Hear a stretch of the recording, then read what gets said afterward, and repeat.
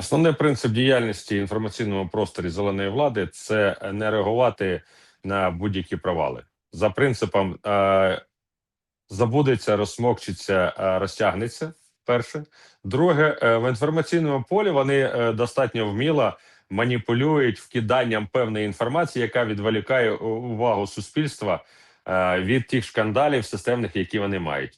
Тому на цьому тижні, аби відволікти увагу від плівок Мівдича, вони почали кидати такі речі, які є критично такими, знаєте, гострими для українського суспільства. І питання номер один – це реформа в армії, в тому числі і демобілізація.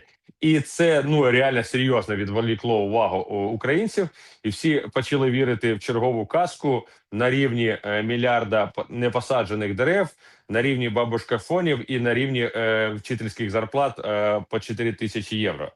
Тому вони ніколи не будуть зізнаватися в тому, що вони зробили, бо вони знають золоте правило.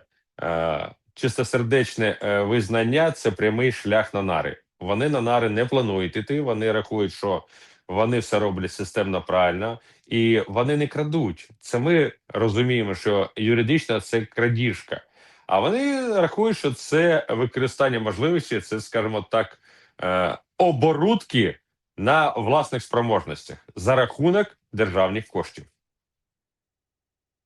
Дивіться, можна і далі мовчати, але ж ця інформація рано чи пізно спливе. Це перше. Друге, якщо ти мовчиш при таких звинуваченнях і не кажеш навіть, що це брехня, а не кажуть, вони схожі тому, що знають, що є якісь докази, можуть сплити з часом, так от ти тільки підтверджуєш думку суспільства в тому, що не все так добре в тебе. А скільки часу зможе мовчати ще Зеленський, і чи ця тема зникне, чи навпаки вона буде посилюватись? Бо пам'ятаєте, вони мовчали і до картонкового Майдану з відповідями по атаки на НАБУ і САП. І тільки після того, як люди вийшли, Зеленський вимушений був реагувати і навіть намагався очолити цей Майдан. Це так завжди. Я ж пам'ятаю, як цю фразу, яку приписують Черчиллі, що фашисти майбутнього будуть називати себе антифашистами. І людина, яка атакувала НАБУ і САП, намагалася потім розвернути все, що він ще й захисник НАБУ і САП. Гарне питання, дякую. Так от, скільки вони зможуть? Да, вони абсолютно чхали на людську точку зору, і ви праві в тому, що якраз вони єдине, що бояться, це активності, вже практичної активності українського населення. Але з урахуванням того, що вони підстрахувалися і випустили певну частку молоді, яка була активна на паперовому Майдані, називаємо так, картонному Майдані, то вони розуміють, що рушійна сила частково виїхала, і безпосередньо вони більш-менш забезпечать себе певним спокоєм. Але тоді виходила молодь, а зараз може вийти більш старше покоління. І старше покоління не поведеться на ті речі, що стосуються виїзду за кордон. По-перше, ті, хто могли і хотіли виїхати, виїхали, а ті, хто хотіли і залишилися, ті залишилися. І вони невдоволені, м'яко кажучи, діяльністю нашої влади за багатьма напрямками, в тому числі, що стосується оцих системних шкандалів по команді прораба Володі і його кооператорів Чернишова, Єрмака та інших. Тому терплячка у людей достатньо довго тягнеться, але може, знаєте, репнути непотрібний для влади момент. І що буде далі, то питання номер один. Звичайно, найбільше, чого б я не хотів, це, знаєте, таких от заворушень всередині країни під час війни. Але коли влада абсолютно не хоче визнавати власних помилок і краде, і не може ніяк нажертися цим крадівництвом, то це вже просто всіх багатьох задовбало. І так само, як задовбала це система брехня і маніпуляція з боку влади. Ви знаєте, я погоджуюсь з вами на 100%. Більше того, дивна ситуація. Красти вони можуть, займатися корупцією вони можуть, а вказувати їм на це і критикувати їх за це не можна, бо війна. Дивний збіг обставин. А ще мене вибішує те, що вони вважають всіх дурнями, і їм потрібна тільки тиша для того, щоб міндічити і далі. Вони не хочуть зупинятися. Ви їх часто називаєте зеленими нажарливими спанієлями. Це справда. Спанієль не може нажартись, він жре без зупинки. В нього ж брюхо таке, але він жре і далі. І з ними так само. До речі, ця людина має відношення, яка сказала, що поки Вова на посаді, з ними все буде добре, до Фаєрпойнту. І вже не є таємницею, що Фаєрпойнт не є чужою компанією для Міндіча.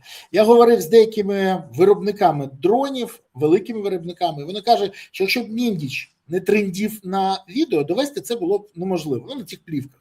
А він трендів. І вже це всі розуміють остаточно. А Firepoint став тим, ким є лише тому, що Міндіч зміг спрямувати на нього державні гроші та керівництво країни змогло спрямувати іноземні інвестиції. Чи це дійсно суперкомпанія з суперракетами, які дуже швидко розробили, чи це все ж таки структура, яку створили для монополії, а потім прикрили всі інші компанії, які робили такі ж самі дрони? Бо залишилися тільки Лютий і Firepoint. Дивна ситуація. Якщо б ці гроші спрямували, наприклад, на КБ Луч чи КБ Південне, то результат був би кращим. І яке взагалі майбутнє Firepoint ви бачите?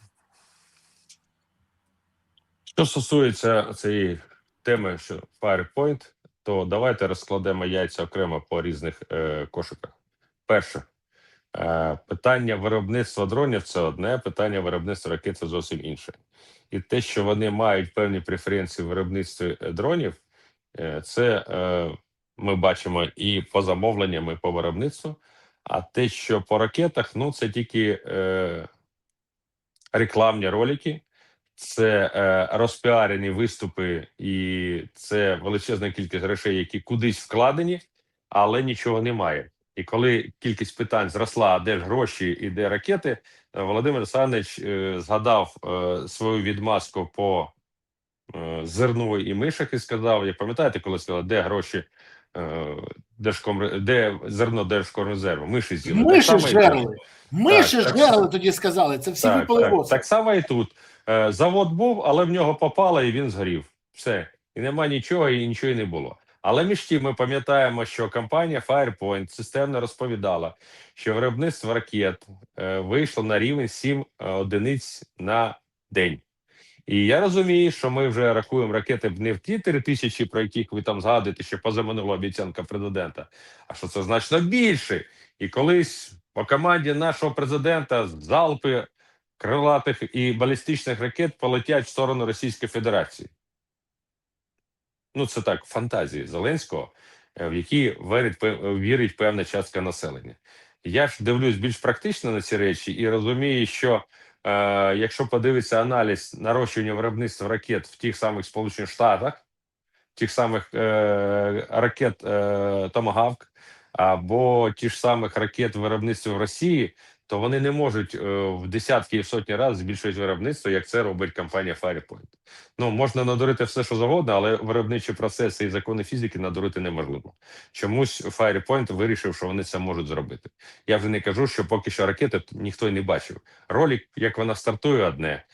Це перші 10 або 15 успішних хвилин польоту. Потім ракета зходить з орбіти і перестає летіти і вже знищується. Розумієте, в мене в певних моментах сприйняття взагалі проєкту Firepoint, що стосується ракет, це як розробка певних спецслужб ворожої країни, аби вся увага і всі фінансові ресурси були вкладені в те, що можливо колись розробиться, можливо колись буде вироблятися. І саме головне, ну навіщо вкладати гроші в те, що ще не створено. Коли у нас є успішні проекти конструкторського бюро «Луч», «Південмаш» і ще декілька підприємств, які безпосередньо займалися виробництвом, що стосується ракет. Але чомусь вклали не існуючі надійні і підтверджені проекти, а вклали проекти, які очолюють друзі президента. Пане Сергію, але я вибачаюсь, мені потрібно це уточнення. Дивіться, ну, історія ж не знає розробок на колінці ракети за півроку, рік, за 2 роки. Це нереально. Це нереально і, ну, безпосередньо, хто хотів би вліз би в розробку, в історію розробок ракетної зброї і побачив, що це нереально і це неможливо зробити навіть в Радянському Союзі. Перші ракети, які вироблялися, це не радянські ракети, це німецькі ракети, які розроблялися німецькими конструкторами під контролем НКВС, а потім вже МГБ, і які безпосередньо ті ж самі німецькі конструктори отримали величезні кількості потужні преференції вже при владі Сталіна, починаючи від сталінських премій, окремих дач і окремих там ще величезної кількості преференцій, які дозволяли себе відчувати абсолютно добре і надійно. І всі перші ракети це те, що було безпосередньо зроблено німцями, а потім вже пішло нарощування зусиль уже скопіювання цих ракет, і вже розвиток пішов уже суто такий радянський. Тому завжди кажу так: ракети не проблема готувати, завжди проблема підготувати собак аби тих ракет їх запхати. Взагалі нема ніяких заперечень, погоджуюсь на 200% з тим, що ви кажете, але є цікавий момент. Дивіться, експерти кажуть, що було 23 запуски ракети в бік Росії. З них 6 долетіло до Росії. У мене питання: з 23 6 долетіло, де ще 17? Вони впали на територію України, розвалилися в повітрі, вибухнули. Що з ними сталося? Бо якась дивна ситуація. А з них 2 влучили, і не найкраща ціль. Але одночасно з цим майор Збройних сил України Юрій Касьянов на засіданні парламентської комісії Верховної Ради заявив, що протягом року до Москви було запущено 3000 безпілотників Firepoint, але прилетів лише 1. Це його заява, і ця заява зроблена під присягою на ТСК.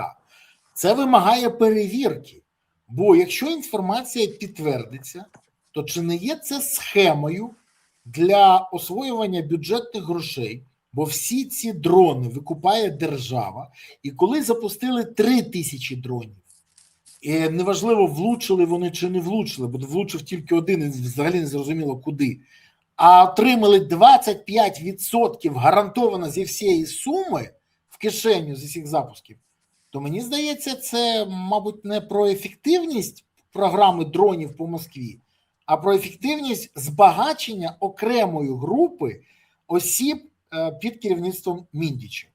Я правий, чи тут є якісь нюанси? Є нюанси. Вибачте, бо дехто кажуть, от цими запусками ми кошмаримо їх систему, ми їх лякаємо, психологічно тиснемо, виснажуємо ППО. Яке ППО ми виснажуємо? Бо не долітають навіть. Дивіться, що стосується тих дронів, це по паперам 3000 дронів полетіло. А скільки реально стартувало, це питання. Бо списання дронів – це потужний момент заробляння. Оце як 100% бізнес на крові, коли по документи по завищеним цінам, наприклад, умовно кажучи, пишемо, що полетіло, запущено на Москву 100 дронів. Реально запустили 30. Хто може перевірити цю цифру? Ніхто. Ну, ті, хто не допущений до інформації, цього не мають. 70 дронів на папері пройшли, наступні гроші в кишеню. Це найпростіша схема, яка працює вже не перший рік. Що стосується необхідності летіти на Москву, чому? Бо на Москву простіше всього списати. Бо величезна кількість об'єктів, які не так захищені, як Москва та Московська область, але ж тоді ж не спишеш дрони. А от на Москву можна списати все, що завгодно. І це принцип, який достатньо серйозно використовується для заробляння грошей. Плюс, що стосується ракет. От ви перерахували кількість ракет. Краще ви перерахували, скільки вкладено в розвиток цих ракет. Тільки данських грошей з боку Данії 1 мільярд 400 мільйонів 300 тисяч. І це реально страшні гроші. І ракет ми поки що не побачили. Коефіцієнт корисної дії взагалі від цих ракет нульовий. І ви все правильно розповіли, але ще не сказали один нюанс. При запуску певних ракет гинули наші розрахунки, гинули наші хлопці. Це також є реальна ситуація. Тому я можу погодитися з виробництвом дронів, а поки що з виробництвом, системним виробництвом ракет, ну, з тим же успіхом за ті гроші, конструкторське бюро «Луч» могло випустити ефективних, реальних, перевірених ракет в десятки, а то й сотні разів більше. Але цього не сталося. Бо преференція тим, хто наближений до Володимира Олександровича Зеленського. І саме Firepoint на цьому безпосередньо заробляє. Ви думаєте, що оці потужні відеоролики з виступами Штілермана, які розповідають, що він закінчив МВТУ імені Баумана, це взагалі смішно? Штілерман і Баумана нереально. От просто, без всяких нюансів. Просто нереально. Не приймали. Можливо, він потім щось там якось зробив, але, я спеціально перезвонив деяким випускникам МВТУ імені Бауман, моїм знайомим, скажу. Він каже, ні, це нереально. Тому якось з Бауманом не склалося, перше. Друге, ви розумієте, які гроші вкладаються в рекламну кампанію з цими виступами і цими відосиками? Страшні гроші, аби впевнити суспільство, що все в них гуд. Насправді, це називається просто фінансова зброярська піраміда. От пам'ятаєте ці піраміди 90-х років? От зелені вибудували піраміду, і вона працює за принципом: так, давайте ще гроші, ось ракети, ось. А ось, бачите, ось вони відосик, вони полетіли, а ось вони ще полетять, а ми от гряхнемо, а от у нас 3000 ракет. Питання полягає в наступному. Нас годують знов-таки за принципом зеленої влади світлим, недосяжним майбутнім. Коли воно буде? Чи буде воно взагалі? Але десь там рухатись в тому напрямку.